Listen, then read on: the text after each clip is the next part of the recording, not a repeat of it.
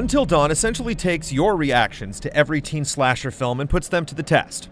Here you won't fruitlessly yell at the screen as teenagers make bad decisions. Now, the choices are yours. It's up to you to survive the night. Hello? Hello?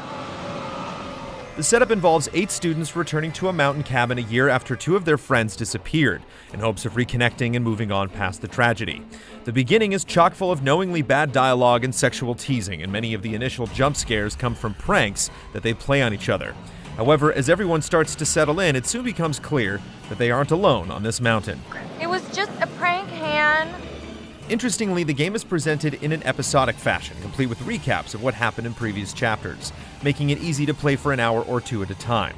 Between episodes, there's also a mysterious analyst who seems to speak directly to you as a player, probing you with various psychological tests. Every single choice will affect your fate and the fate of those around you. Until Dawn is all about choice and consequence, and you're constantly making decisions that shape how the story goes. At first, many of these choices are about relationships. Do you snoop on someone's phone? Do you kiss the guy or smack him with a snowball? Do you side with your girlfriend in a fight or try to defuse the situation? If you go to the pause screen, you can see how all these minor decisions are tracked, changing each person's character traits and how they relate to others. And it can be fun just to watch the bars go up and down. I mean, who knows? You could be riding in this cable car alone. Right now. Or talking to some other person entirely. Boom. Butterfly effect. The most significant of these choices are unabashedly named butterfly effects, and there's a whole screen dedicated to exploring how the consequences unfold.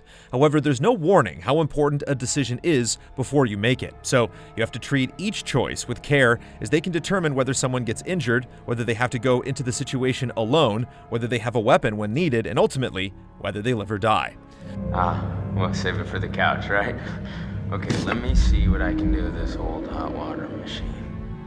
What seals the deal in all of this decision-making is that every choice is permanent. There are no extra lives, and you can't load a past save file. Only after the credits roll do you get the option to revisit an earlier chapter to see what else could have happened. The result is that every decision feels like it matters. There's less hand-wringing over trying to get through it perfectly in your first playthrough, and the excitement doesn't get bogged down by repeating cutscenes. Am I doing something wrong? No. I mean, I thought you were one way, but you're kinda another way. If that makes sense? It's not your fault. For the same reason, QuickTime events in Until Dawn actually feel exhilarating.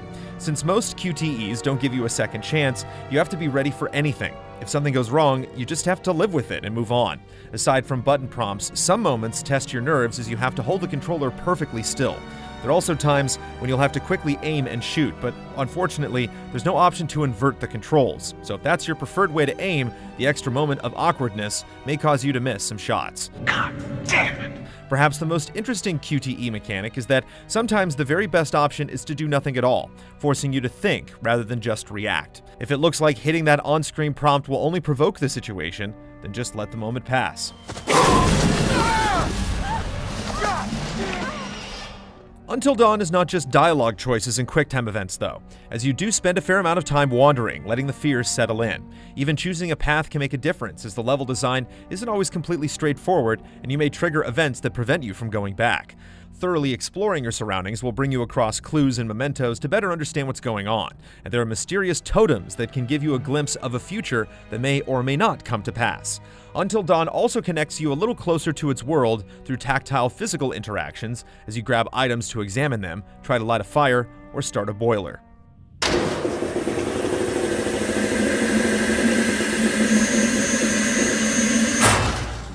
Detailed visuals and level design come together for you to feel like you're exploring a real place, working your way through the darkness.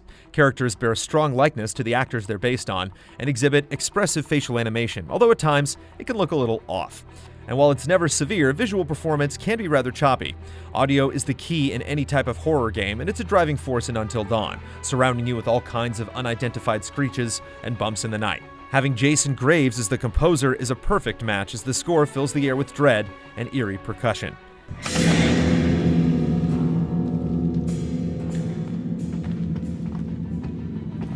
What's most surprising is just how well Until Dawn manages to pull you in. What starts as funny and lighthearted eventually becomes quite terrifying.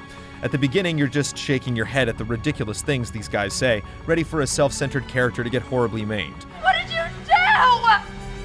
I'm going to give you 10 seconds. 9, 8, No. 7. Please, no. But once you've spent most of the night with them, you eventually want to save everyone you can. And of course, it wouldn't be complete without some shocking revelations. You psyched yet? You don't look psyched yet. I am so psyched right now. It's like a little adventure. A sexcapade. Wow. The night plays out almost in real time, lasting about 8 to 9 hours long, and as soon as we were finished, we instantly wanted to go back and see what could have changed. Due to its thrilling nature, wide cast, and focus on choice, it's one of the few adventure games we could even recommend for parties. It's more fun than we expected, and we can't wait to relive the night with our own group of friends. All you have to do is choose who you will save. Please, just get me out. Shit,